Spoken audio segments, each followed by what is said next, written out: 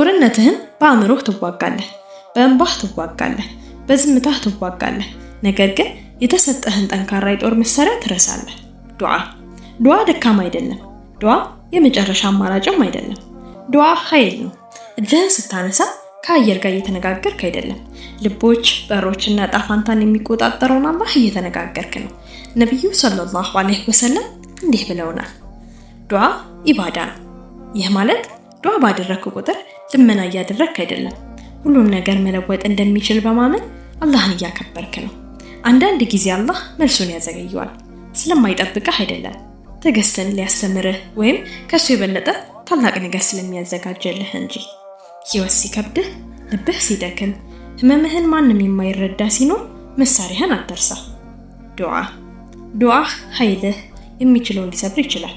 ዱዓ ጥረትህ የማይችለውን ሊከፍት ይችላል። ዱዓ ጊዜህ የማይችለውን ሊፈውስ ይችላል። እጅህን አንሳ፣ ህመምህን በሹክሹክታ አንሾካሹክ፣ ጌታህን እመን።